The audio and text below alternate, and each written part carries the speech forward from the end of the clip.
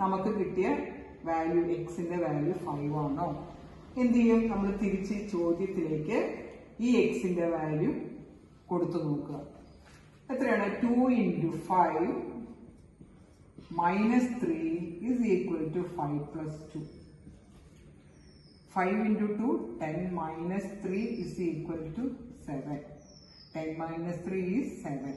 That is equal to 7. That is equal to left hand side is equal to right hand side. Okay. അടുത്തത് questions ഇങ്ങനെ ഉണ്ടാവും. Question പേപ്പറിൽ ഇങ്ങനെയായിരിക്കും വരുന്നത്. Question solve ചെയ്യുക എന്ന് പറഞ്ഞു കഴിഞ്ഞാൽ തന്നിരിക്കുന്ന ക്വസ്റ്റ്യനിലെ വേരിയബിളിന്റെ വാല്യൂ കണ്ടുപിടിക്കുക.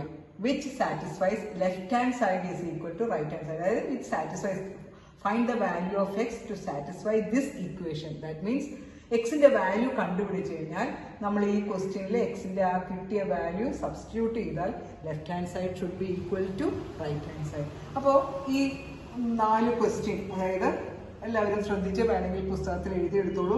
3x is equal to 20/7 minus x. Second question, 2y is equal to 5 into 7 minus y. Third question, 2x minus 1 plus x minus 1 is equal to x plus 2. Fourth question, 11x minus 5 minus x plus 6 is equal to 2x plus 17. നിങ്ങൾ തന്നെത്താൻ ഞാൻ 2 ചോദ്യങ്ങൾ explain ചെയ്തിട്ടിരുന്നു. ആ രീതിയിൽ അതുപോലെ step by സ്റ്റെപ്പായിട്ട് step എഴുതുന്നത് ശ്രദ്ധിക്കുക.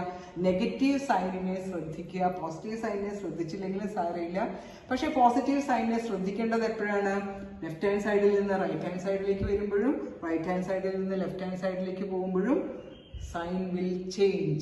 Negative becomes positive and positive becomes negative. അത് മാത്രം ശ്രദ്ധിച്ചുകൊണ്ട് ഈ ക്വസ്റ്റ്യൻസ് ഒന്ന് സോൾവ് ചെയ്യാൻ നോക്കുക. സോൾവ് ചെയ്യാൻ പറ്റിയില്ലെങ്കിൽ കമന്റ് ബോക്സിൽ ഇടുക.